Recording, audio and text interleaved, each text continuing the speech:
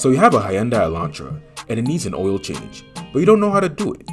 Luckily, this is a step-by-step guide on performing an oil change on this vehicle.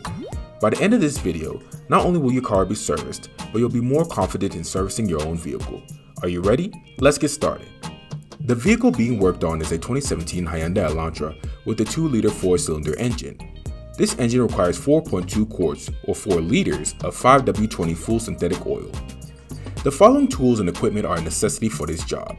You'll need a way to lift the car, preferably using a floor jack with jack stands or rams, a ratchet with a 17mm socket, an oil drain pan, a funnel, and a tool to remove the oil filter. Regarding the oil filter removal tool, an extension bar and an adjustable jaw attachment will be used in this guide. While not necessary, a plastic fast food cup can be useful for this job as well. Now let's get the car in the air. Start by either chalking the rear wheels or engaging the handbrake, or doing both. Using the floor jack method, place it on the pinch wheel and begin jacking up the vehicle. Once the vehicle is high enough, place a jack stand under the vehicle in a supported area. Release the jack and let the vehicle go down onto the jack stand. Repeat these steps for the other side of the vehicle. Once this is done, make sure the vehicle is secure before continuing to work on it. Now let's remove the engine oil. Loosen the oil fill cap and remove the dipstick to help the oil drain faster. Next, find your oil pan. It is located on the passenger side of the vehicle. Once located, find the oil drain plug, then place your oil drain pan under it. Now get your ratchet and 17mm socket and use the tool to loosen and remove the bolt. Once the oil is drained, retrieve your drain plug and clean it if necessary. While it is recommended that the crusher on the drain plug be replaced every oil change, I didn't have any on me at the time, and it would rarely cause any damage to the engine if reused.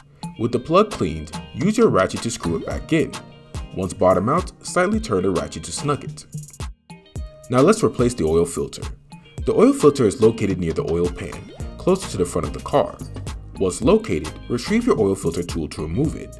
When using the jaw tool and extension bar, tighten the jaw by turning the ratchet counterclockwise until it grips onto the filter.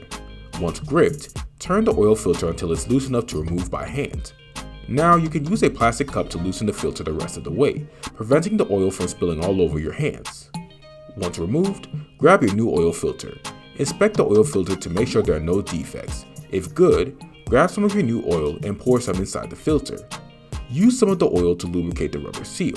With your oil filter prepped, screw it back into the car by hand until it's tight enough.